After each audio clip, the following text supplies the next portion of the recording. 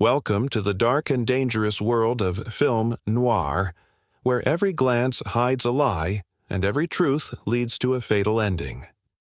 Here, we're counting down the top 5 classic noir fatalities, those iconic moments when the genre's doomed souls met their end, in style only noir could deliver.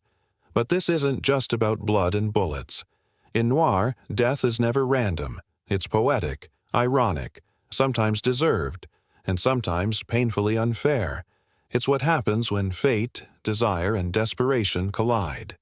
Grab your trench coat, pour a stiff drink, and let's step into the shadows. In action films, death is spectacle.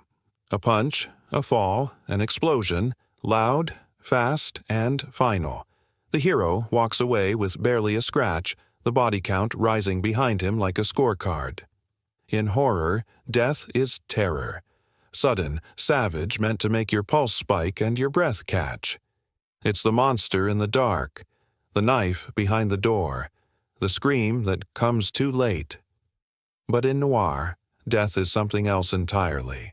It's quiet, intimate. It creeps in like cigarette smoke, curling through the cracks of bad decisions and broken dreams. A noir fatality isn't just about how someone dies. It's about why. It's the cost of ambition, of betrayal, of trusting the wrong person one time too many. It's the bullet you knew was coming, and maybe even welcomed. Where action is about triumph and horror about survival, noir is about inevitability. In the end, no one wins. Not really. They just last a little longer than the next poor soul. Number 1 is Phyllis Dietrichson, played by Barbara Stanwyck in the 1944 noir classic Double Indemnity. Dietrichson meets her end at the hands of the male lead Walter Neff, played by Fred McMurray. Neff, after being manipulated into a plot to murder Dietrichson's husband to collect the insurance money. Neff eventually confronts Phyllis and shoots her. Dietrichson's death is perfect in its bitter irony and inevitable betrayal. Her death is perfectly fitting for the moral ambiguity of the noir genre.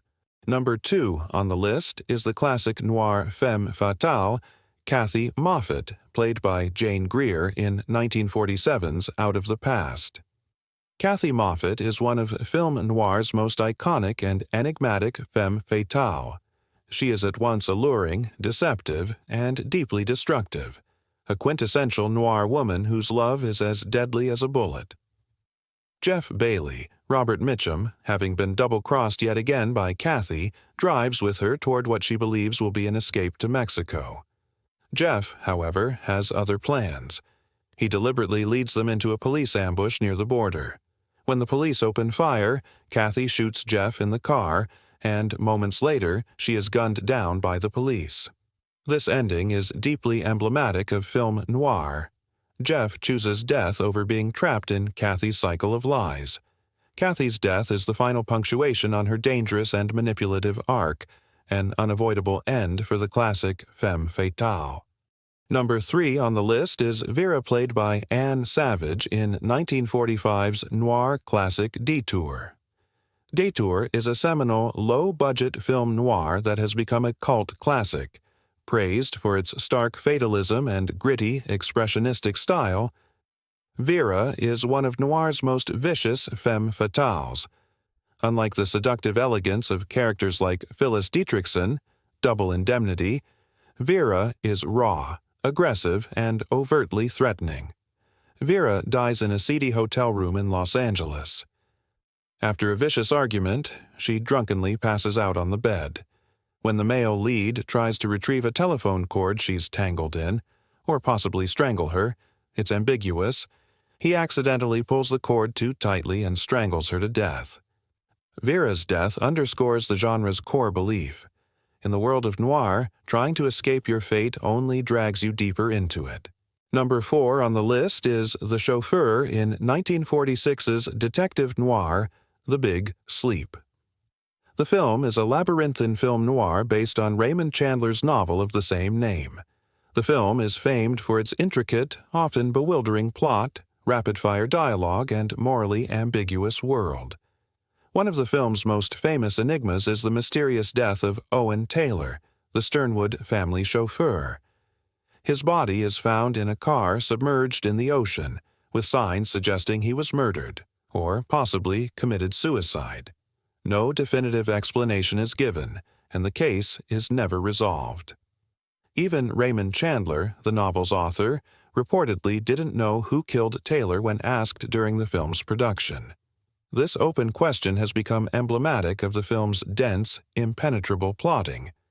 Finally, number 5 on the list is Joe Gillis in 1950's shocking noir film Sunset Boulevard.